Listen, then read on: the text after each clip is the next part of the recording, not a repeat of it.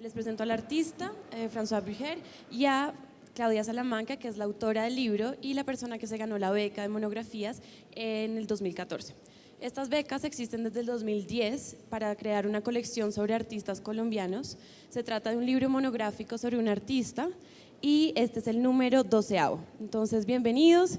Después de la charla podríamos tener unas preguntas y también podrán recoger el libro al finalizar esta charla. Muchísimas gracias a todos por venir y bienvenidos. Gracias, Laura. Yo quisiera empezar reconociendo que la escritura de este libro es una escritura atípica. Es un libro escrito a más de 2 manos. En el libro podrán encontrar no solo las traducciones de textos escritos por François, sino que allí en el texto aparecen varios autores. Entre ellos quisiera nombrar a Carolina Luján, Santiago Forero, Laura Escobar, otros artistas como Mauricio Limón de México. Y es difícil de explicar en términos de autoría por esa figura de la persona que habla, pero todas estas personas que estoy nombrando están presentes en este libro. Quisiera empezar siguiendo la idea de la escritura. Este libro no está concebido como una definición lineal que explica la obra de François Bruguère. Lo que buscaba esta escritura es rebasar un poco el nivel de explicación en términos de hablar sobre una obra, sino hablar con la obra y casi que elaborar un ejercicio que se ve más en términos de las imágenes, una escritura que fuera casi que un montaje y tuviera otras imágenes desde el habla y desde la descripción y desde la postal y desde diferentes formas escriturales que se yuxtaponían a la obra de François. El ejercicio, hablar de la obra de François en términos de no explicación, propone una serie de ejercicios que más emergen desde una disciplina de asumir la escritura como una disciplina artística y no una disciplina crítica. Yo sé que eso va a sonar un poco extraño, pero asumir una escritura que habita la obra desde la obra y la obra simplemente le sirve a la escritura como una resonancia. Cuando lean el libro, gente que ya lo ha leído ha dicho que el libro es una excusa. François funciona más como un trampolín, no sé, una especie de piedra que cae en el agua y se sirve como, esas ondas se sirven como una especie de resonancia y que departen de la obra. La manera de empezar a escribir este libro fue una carta que no está al inicio del texto, sino que está en la mitad, no sé, como la primera cuarta parte del texto. Y es una carta que en ese momento mi asistente Carolina Luján me escribe, donde cuenta la imposibilidad de escribir sobre una obra de François, que es una obra acerca del expresidente Ernesto Samper.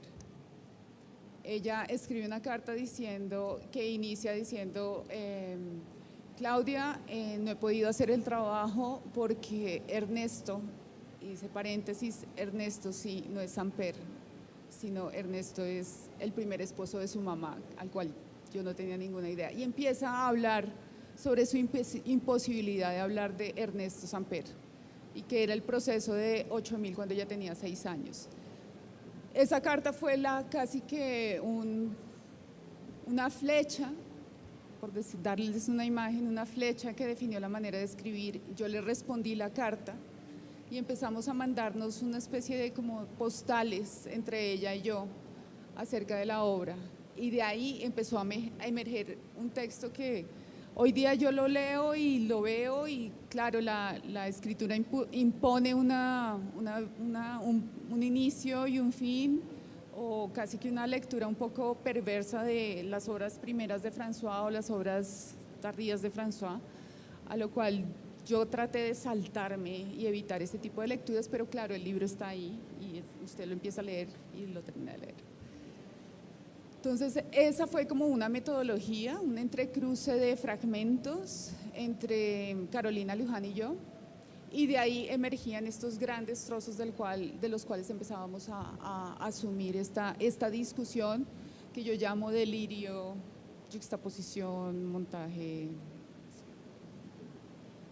De pronto podríamos hablar de cómo hay gente que vio como un corte impensable, incomprensible entre un tipo de trabajo que yo hacía antes del 2008 y el tipo de trabajo que siguió después, y de cómo para ti era como, a mí lo que me impresiona, lo que me habla mucho del libro es de una persona que reconoce, pero reconoce porque habita como el patrón o la matriz de donde vienen las piezas y no se queda anclada en categorías. Digamos que podría decirse que yo era un artista que dialogaba mucho con una realidad política de una manera poética, conceptual, y que luego del 2008 hay una cosa un poco incomprensible que sucede para muchos en las piezas, y para ti hay una continuidad y eres capaz de navegarla. Entonces, para mí, hablando del libro y de lo que me da vértigo a mí en el libro, que es entender que hay alguien que habita paralelamente el mismo lugar o la misma matriz que yo, que de alguna manera es como si estuviera rehaciendo las piezas o usándolas como partitura, porque es como una especie de comunicación telepática de doble. Entonces ella parte como trampolín, como dices, de las piezas, se las traga y las devuelve. Y en ese sentido es capaz Claudia y Carolina, pero Claudia como directora de orquesta, de no ver una frontera donde otros ven una frontera, y de entender completamente que sigue jugando la misma metáfora, digamos, que podía expresarse como una búsqueda del detrás de la imagen mediática a una búsqueda del detrás de lo real. Sí. Claro, evidentemente una lectura lineal y de explicación de la obra de François diría que François es una persona, y ese casi que es un guión perverso de unión entre el artista y su obra. Entonces, que lee que el autor tenía un interés y una preocupación política, y que en el 2008 decide romperla, y existe una ruptura, ¿sí? En estos términos artísticos, la ruptura, existe una ruptura en la obra de François. Y yo lo digo en la introducción, yo escribí yo tengo una tesis de doctorado en contrainsurgencia. Pero al final de cada capítulo de este texto yo hacía unos gestos que me remitían a mi disciplina madre, que es las artes, y es que yo colocaba una obra de un artista colombiano. Y en uno de los capítulos de esta disertación yo le escribí a François y le dije: oye, mira, es que yo quiero escribir sobre white balance. Y François, en su generosidad, me mandó un FTP con todas sus obras. Y las vi todas y dije: yo ya no quiero escribir la tesis sobre contrainsurgencia, yo quiero escribir un libro con François. Y lo digo en la introducción, a mí White Balance me interesó porque yo tenía un interés en la política de la imagen como política, la política de la imagen, y lo tengo. Pero a mí La Nuit de l'Homme, que es una obra del 2008, ya ni me acuerdo, 2012, me hirió la mirada, y eso es, no sé cómo manifestarlo con otras palabras. Pero lo que yo sostengo en el texto es que no es una cuestión de rupturas, sino que el mismo gesto anclado en la percepción permanece, y es por eso que yo llamo el texto La catástrofe del presente. La catástrofe del presente no se refiere a un evento específico, sino que es un gesto que está radicado, la catástrofe del presente, y nosotros como colombianos no está, o sea, podría estar anclado en un evento, pero para mí no, está anclado en la percepción, y la percepción del presente en la mitad del ruido, ¿sí? Ahí hay una catástrofe, en la forma en que miramos. Y para mí el gesto de la mirada, de esa mirada que busca cómo mirar en medio de, y que es una catástrofe perceptiva que es incapaz de vivir en el presente, una catástrofe perceptiva que nos hace delirar entre la paranoia y la esquizofrenia de nuestros regímenes de seguridad y que han capturado nuestra vida cotidiana. Parecía que el gesto de François se manifiesta desde obras antes del 2008 y continúan. Pero ese gesto de evitar la catástrofe es un gesto que está arraigado en el ojo, en la percepción, en casi que hacer un paréntesis en la mitad del ruido. Y por eso yo sostengo en el libro que no hay una ruptura en la obra de François, porque no es la perversidad del tema. ¿Eres artista político o eres artista, no sé, chamánico? ¿Qué tipo de artista eres? No es la perversidad del tema, ¿sí? Y por ejemplo en nuestras academias, yo soy docente de una academia de arte, y a mí algo que me parece muy perverso con los estudiantes que llegan a tesis es decirle, ¿cuál es tu tema? ¿Sí? ¿Sí? Dime tu tema, y el pobre entra en pánico, ¿sí? Empieza a decir, ¿cuál es el tema? El terrorismo, la guerra, ¿qué es lo que me interesa? Cuando yo creo que hay una vitalidad del gesto artístico y de la operación artística. Y eso es lo que encontraba en la obra de François. Y por eso que están mencionando de la conexión que tenemos a través de el ruido, porque lo único que yo veo en el libro son conexiones muy íntimas de dos mentes, dos conciencias que tienen una especie de gemelazgo, y entonces Claudia de alguna manera yo me vuelvo como un personaje de ella, de la misma manera que en mis películas o en mis videos hay personajes que son mis reflejos, entonces yo me vuelvo un reflejo de ella de la misma manera que hay reflejos en múltiples personajes. Pero volviendo a esto que quería hablar del ruido, hay como una línea muy fuerte en todo el libro que habla de la pareidolia y de la apofenia, ¿no? Que es esta, que a los dos por separado nos interesa de maneras muy distintas, pero cuando se habla se entiende que hay una matriz común.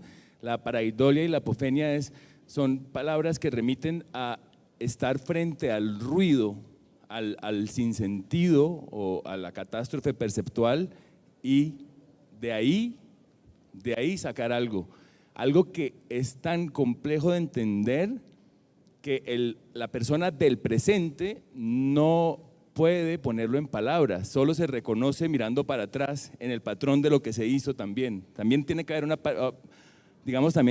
apofenia en el tiempo, porque uno reconoce después que hubo algo coherente donde parecían rupturas porque la orientación no era una orientación voy de la A a la Z, sino que voy de la A a la Z es lo primero que se dice, y en la C hay una catástrofe, digamos, del sistema, y aparecen visos completamente distintos, sistemas completamente opuestos al primero, y desde ahí se tiene que partir porque la intensidad es mayor, son puros problemas de intensidad.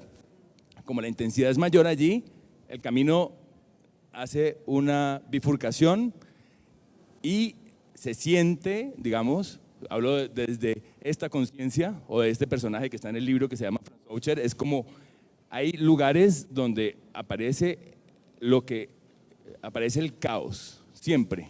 Y luego hay lugares de reconocimiento que en ese caos hay un patrón y que eso que se hizo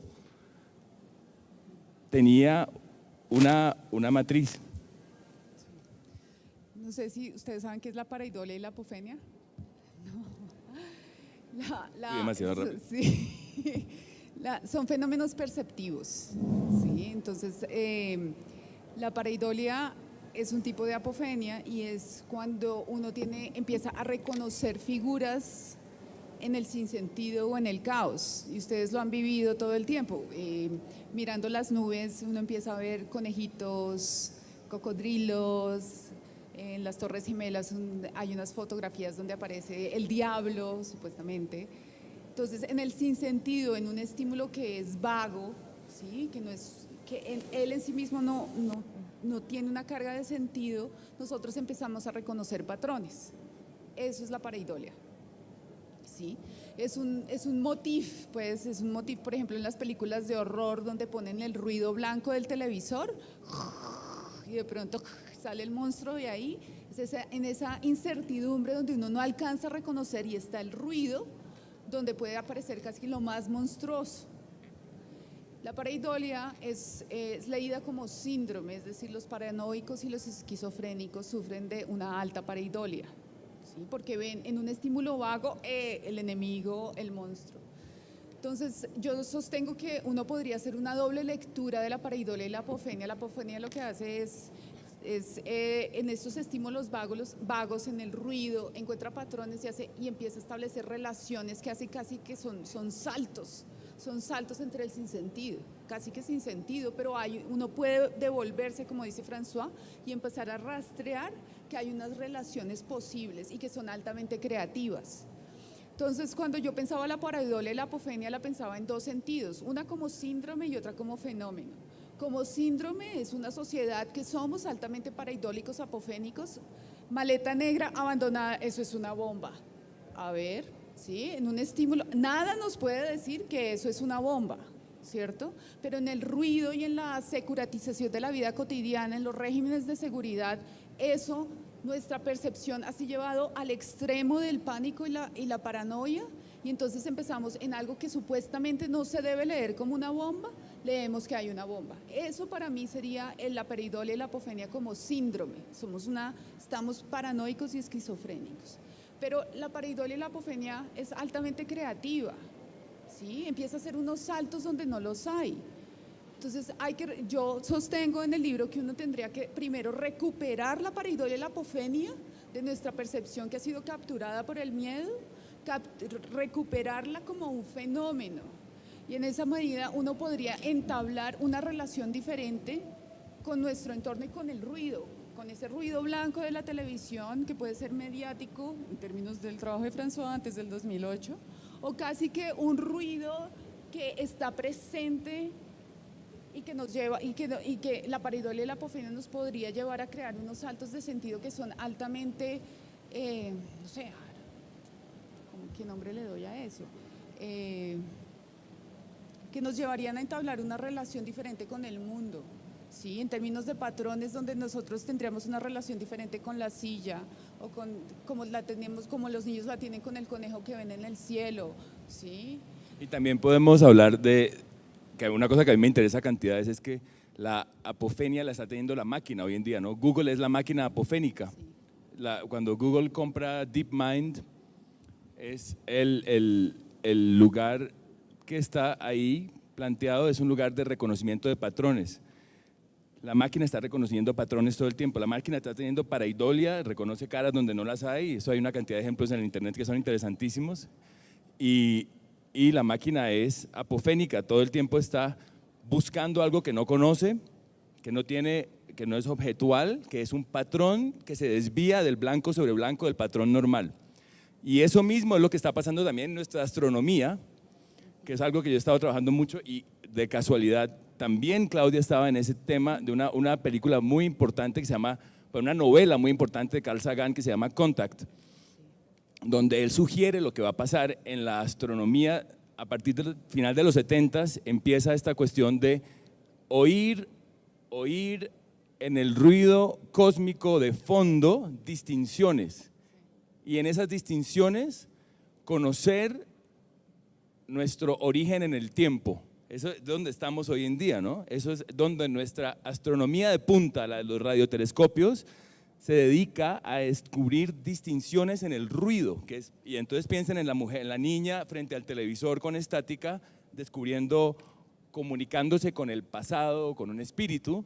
Es el mismo principio de alguna manera, que en el ruido aparece el sentido. en el ruido y en esta estimulación que tiene pues que está escondida en esas palabras, pareidolia y apofenia, que es estar en la catástrofe perceptual y de ahí sacar, no estar en relación a un pasado, yo ya sé quién soy, no, yo me tengo que explicar, soy François Boucher, pero soy colombiano, también está ahí, está en todas partes esa catástrofe en el que uno vuelve a tener que descubrirse como patrón. Yo le estaba diciendo a Claudia esta mañana que en mi percepción del mundo, de alguna manera, como yo estaba caminando el Camino de Santiago hace unos días y vengo de Lourdes, que ya es un lugar complejísimo donde hay la pregunta de si uno se suscribe a la mujer del siglo XIX que ve a la Virgen o se pone del lado de Monty Python a hacer una comedia de toda esta cuestión que está pasando allá. Después paso por acá y me voy al Sahara y después voy al Círculo Polar. Y cuando me describo en estos días, me describo a partir de esa especie de patrón extraño que es estar entre todos estos mundos y aquí en Arbo, en todo esto, y no en mi manera de existir, que creo que la compartimos mucho, y eso es lo bonito de este libro, que es como una especie de diálogo extraño entre dos conciencias muy llevadas al patrón. Yo no entiendo bien a este François Boucher que está ahí o el que está acá, puedo volverlo a describir siempre en términos de patrones. A mí siempre me tocó explicar quién era este y por qué, y me tocó cambiar de nombre cuando me fui a Estados Unidos y no ser François Boucher, que era el normal, y volverme François Boucher porque ya no tenía sentido volverlo a caleñizar porque yo estaba por allá. Entonces, para mí siempre hubo una explicación que hacer y lo objetual, yo soy, no era fácil y de alguna manera ahí está el origen de mucho de eso, que creo es donde nos encontramos muchísimo. En el libro yo leo y siento el vértigo de alguien que me está leyendo como si fuera yo en las piezas, porque es otra mirada, una especie de mirada gemela de alguien que ha vivido paralelamente procesos muy similares y que usa de trampolín las piezas, completamente coherente, no en ningún tipo de arbitrariedad, hay una coherencia absoluta en cada frase dicha sobre las piezas, pero viene de alguien que no está hablando sobre mí, sino siendo ella misma con respecto a las piezas. Eso es lo que me parece muy bonito del libro. Sí, cuando yo empecé a trabajar para Idolia y Apofenia mucho antes de trabajar el texto de François. Y para mí yo estaba escribiendo, yo duré un año escribiendo un capítulo sobre falsos positivos, absolutamente deprimida, ¿sí? Leyendo estos informes y viendo estas imágenes, y diciendo cómo es posible, o sea, cómo es posible ver estas imágenes, ¿sí? Cómo es posible habitar y abrirse como, no sé, como a cada gesto de esta imagen, cómo es posible, y empecé a trabajar ¿Y cómo es posible que otros no reaccionen a estas mismas imágenes en la mitad del ruido? Y empecé a trabajar el ruido como una forma perceptual en los regímenes de seguridad y la pareidolia y la apofenia como un síndrome. Yo decía, esto es altamente creativo, esto se tiene que recuperar. Y lo que terminé descubriendo es que la pareidolia y la apofenia son lugares de incertidumbre. Es decir, volvemos a la imagen de la niña de Poltergeist, ¿sí? De esta película que hicieron el remake el año pasado. Pero es ese Poltergeist de la niña que termina la programación del canal norteamericano, sus padres están durmiendo y ella se acerca al ruido, ¿sí? Es acercarse al ruido, estira la mano, toca el televisor, y eso es un gesto muy radical en nuestra contemporaneidad, y es vivir en la incertidumbre de esa percepción, y es casi que el gesto se vuelve ético, se vuelve afectivo, es vivir en la incertidumbre de decir quién eres. Puede ser el monstruo de Poltergeist, sí, puede ser, pero también puede ser otros niveles de realidad. Yo, volviendo, para ser bien claros en las imágenes, para seguir en ese mismo sentido, volviendo al momento en esa película que te fascinó antes, ¿ya hay que acabar? No, todavía no. Ah, no. No, faltan 15. Hay un momento de ruido increíble en la película de Contact. Si alguien se la vio, me imagino que varios se la vieron. Hay un momento en el que el ruido siempre está figurando en todas partes, pero hay un ruido muy específico que es que el momento en el que ella hace contacto con el otro absoluto, porque se trata del contacto con lo extraterrestre, el otro absoluto. El otro absoluto solo puede encarnar usando las imágenes subjetivas que ella ya tiene adentro de ella misma. Entonces ella, por esa misma razón, no puede traer una prueba de vuelta, condensándolo mucho, ¿no? Porque es evidentemente una alucinación de su papá que murió hace mucho tiempo, pero es el otro absoluto que tuvo que encarnar a través de la emoción, emotion, ¿no? Lo que se mueve, humana, encarna en la emoción el otro que es la pura inteligencia o lo que no tiene forma, encarna en lo que hay en ella, pero sin embargo el contacto existió, el contacto tuvo lugar. Entonces ella vuelve y la conversación con la ciencia objetiva, con el gobierno, es imposible. Es una científica que acaba de tener una experiencia, llamémosla apofénica o pareidólica, o tipo San Pablo. Sí. Acaba de tener una experiencia con el otro, con lo otro, pero no puede traer prueba porque la única prueba que tiene es la prueba subjetiva. Para mí ahí hay una clave fundamental y bárbara que está en sustrato de nuestra conversación. Por eso el gesto en la percepción, abrir la percepción contemporánea, nuestra percepción, a gestos pareidólicos y apofénicos, a mí me parece un gesto ético, ¿sí? Porque es entablar una discusión con ese otro y es en la incertidumbre absoluta. Sí, es en la incertidumbre absoluta donde uno termina en esa conversación y mirando interiormente. Por eso es que, esto puede ser, estamos haciendo unos saltos ahí entre la pareidolia y la apofenia en nuestros regímenes de seguridad y la pareidolia y la apofenia en una película como Contacto. Pero es precisamente, es un gesto perceptivo que se abre a un otro que es irreconocible, absolutamente irreconocible. O sea, en la película esto no se sabe quién es, no se sabe cómo son, no se sabe si tienen la misma tecnología, si nos van a venir a acabar y nos van a matar, pero eso no importa, ¿sí? En el momento en que no importa en la protagonista que se llama Ellen, ¿cierto? Sí, Ellen Arroway, ¿sí? No importa. Y es una apertura que finalmente en la película no tiene una explicación donde uno pueda decir tuve un encuentro con eso y señalarlo. Y por eso me parece muy importante el gesto, ¿sí? Sacándolo a muchísimos niveles, desde la vida cotidiana hasta la lectura que yo hago de la obra de François. En 5 minutos. Sí, porque digamos si uno lo lleva a la vida cotidiana, en el carro íbamos hablándolo hoy, ¿no? Digamos uno puede pensar en la lectura del café, la lectura de la coca, cualquier evento en el cual hay el desorden o los frijoles, todas las tradiciones mundiales que hay donde hay que basarse en algo, o en el ruido, claro, o en el radio, o en cualquiera de los…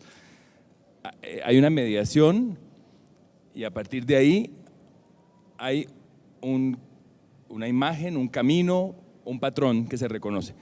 Pero digamos que en los términos más cotidianos podría ser algo, y ahí lo saco como una cosa muy personal, digamos, entre el humo y el sleeping bag se crea la cara de mi papá en una foto específica 3 días antes de morir. Si yo hago la operación normal que hacemos todos de volver a sentarnos en esta idea de que hay algo real, yo digo no, pero momentico, era el humo y era el sleeping bag el que creó esta imagen, entonces puedo quitarla. Pero si me fijo en ese momento que es el presente absoluto en el que algo sucedió, entonces entonces tuve contacto, ¿no? Es una cosa, tuve ese contacto que apareció en mi presente y que fue una catástrofe del régimen humo y sleeping bag. No hubo humo y sleeping bag, hubo la cara de un papá muerto, haciendo el loop con el de Contact, ¿no? Aparece, pero normalmente en la vida diaria hay un acondicionamiento en el que el microsegundo después de percibir se borra.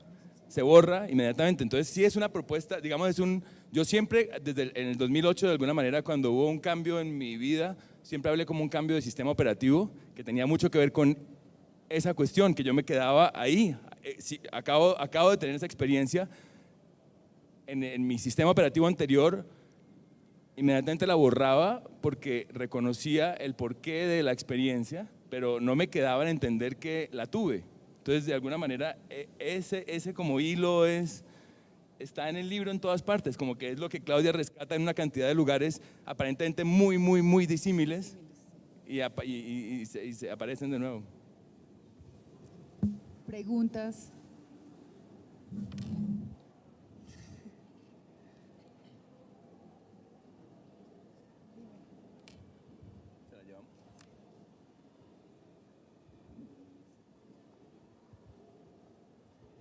Ya, gracias. No conozco el libro. Sí, claro. Suena muy interesante lo que proponen y voy a intentar, no sé, como es demasiada información para mí en este momento también, porque toca muchos niveles, desde lo subjetivo, lo perceptivo. Son también dos disciplinas diferentes, ¿no? La plástica y la escritura y tal. Habría una pregunta como concreta, y es que ¿qué problematiza el libro? Porque para mí todavía no está claro. Tal vez lo entiendo como que intenta, o tú escribiendo lo que viste de François, de su trabajo, intentas humanizar o devolverlo humano a eso visual, tal vez, a un asunto visual.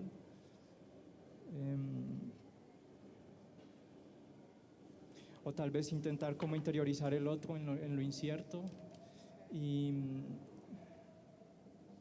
no sé, al principio cuando empezabas a hablar me sentía que también me ponías como en un horizonte de expectativas perceptivas a las que no me puedo aproximar. O sea, siempre la catástrofe es subjetiva, entonces quizás era tu interpretación en el momento, pero yo tengo otro sistema perceptivo en donde la catástrofe, la inmediatez y la emergencia opera diferente.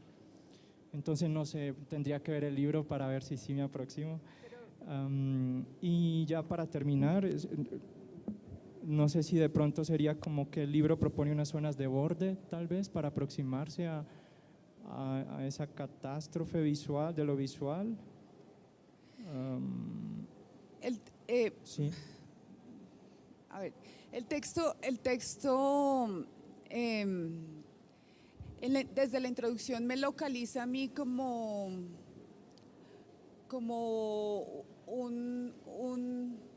una resonancia, ¿sí? Y lo que hace con la obra de François es no localizar como soy una resonancia de tal obra, tal obra, tal obra, sino soy una resonancia de eventos. Entonces, si tuvo una serie de eventos en las obras de François que resuenan conmigo, no sé, el 9 de abril de 1948, la caída de las Torres Gemelas, Equinoccios 2012, sí, hay una serie de eventos.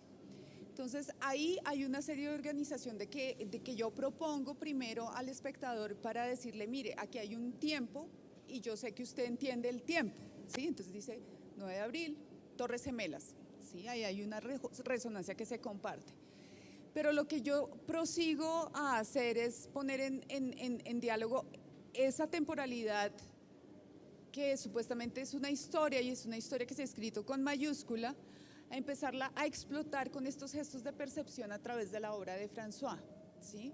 Cómo leer el 9 de abril de 1948 desde la obra de François, no como simplemente un problema de memoria, sino de actualización, y para eso yo estoy invocando un tipo de percepción que para mí ha sido capturada, nos ha sido arrebatada en nuestros regímenes de seguridad de la vida cotidiana, ¿sí? Porque entonces digo, estamos viviendo en miedo, la incertidumbre no cabe porque la incertidumbre nos produce pánico. Entonces abramos yo lo que estoy proponiendo es, aquí hay una catástrofe, la catástrofe está en el ojo, venga, miremos qué es lo que está pasando. Entonces tiene varios temas. Por un lado es esta catástrofe pareidólica y apofénica que yo empiezo a trabajar mucho antes de enfrentarme con la obra de François, y que descubro que François también entra, por eso es todas estas intersecciones que son como extrañas, pero son muy afortunadas. Y lo que hago es que cojo el evento temporal, la historia escrita con mayúscula, dialogo con el tipo de evento que propone desde la obra a esta reformulación de tiempo. Y estoy hablándole al espectador también, es como un llamado, como al lector, pues al espectador en términos de la obra de François, pero al lector de este libro y decirle, quiero que piense su percepción conmigo y ayúdeme a pensarla, ¿sí? Como todo el tiempo estoy haciendo ese ejercicio y para mí es muy importante porque me parece que es un ejercicio necesario en el hoy, ¿sí? Es como pongamos a discutir nuestra percepción en términos de lo que vivimos día a día. Entonces, si hay un tejido, ¿sí? de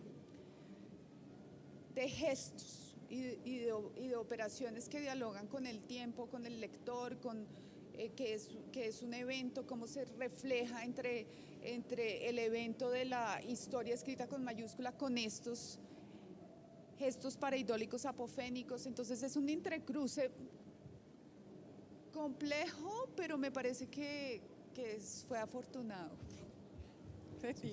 Gracias, No sí, sé, tengo que ver el libro, sí. Pero porque la última pregunta sería cómo te posicionas en esa observación, digamos, de la obra de François, y ya lo que dices es como una companion de los eventos. Sí, pero yo también pongo en discusión eso en el libro, porque no es que yo no tome posición, o sea, yo sí realmente creo que el libro para mí es una necesidad y es una urgencia, ¿sí? De pensar ese presente hoy, y para mí el arte termina siendo fundamental en ese pensamiento, ¿sí? En este caso es el arte de François, ¿sí?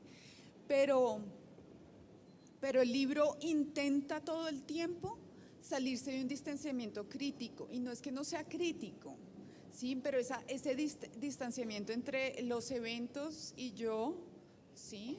Porque me parece que esa distancia nos ha hecho perder como el encuentro de la niña con el ruido sin miedo, ¿sí? Es una distancia que es como la distancia que se manifiesta en diferentes disciplinas de diferente forma, pero es esa distancia que parece ser necesaria entre el artista y su obra, el crítico y el artista, ¿sí? Como una cosa que supuestamente permite el análisis. Para mí es mucho más interesante colapsar los discursos. Esta mañana me contó Claudia que pues es que es muy totémico lo que pasa en ese libro, ¿no? Yo a veces uso la palabra holográfico en el sentido de que yo siento que yo pertenezco a estos animales que piensan de manera holográfica, que no lineal. En cada vez cuando uno trata de organizar su pensamiento, entiende que todos los pensamientos son equivalentes y no saben qué orden ponerlos porque todos son como un cristal que contiene el todo. En el holograma, el pedacito, el átomo tiene la imagen entera. Y en lo totémico, evidentemente, no hay un atrás y un adelante, sino que todo se va superponiendo. Y el pensamiento de Claudia, para mí, tiene ese reflejo del mío, que es totémico. Y lo increíblemente totémico es, bueno, primero que todo, ella no habla de mí, sino que me vuelvo como un personaje de ella. Y ahora ella se vuelve un personaje de alguien con quien escribió el libro, que al verla escribir el libro, también se convierte para ella en un estímulo de hacer un otro libro más que tiene el nombre La Innombrable.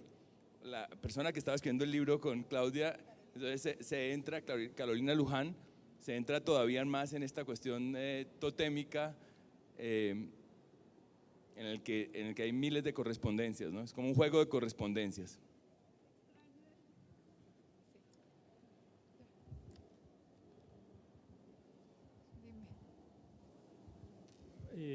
Hace unos años, cuando François me dio la explicación sobre lo que significaba el concepto fotográfico de white balance y la manera como se formaban las imágenes en el cerebro, me parece que hay mucha relación con lo que estás describiendo de los dos fenómenos.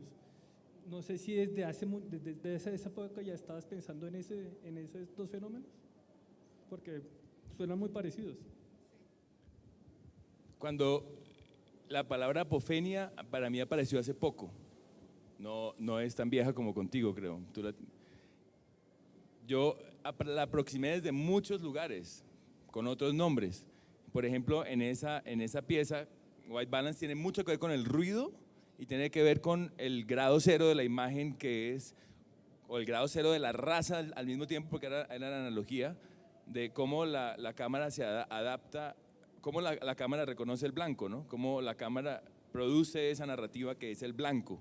Y evidentemente que Claudia lo usó, y esta mañana lo estaba leyendo con gusto de ver cómo usó White Balance para entrar en toda esta misma problemática que después ella amplía a lo que sigue después y a lo que sigue, como otra gente no habría podido, porque como decíamos al principio, otra gente habría visto, no, pues aquí se acabó esta cosa política y ahora sigue otra cosa esotérica o chamánica o lo que sea, y claro, no, ahí todos los temas siguen circulando como patrones y ese en específico que está en el nombre.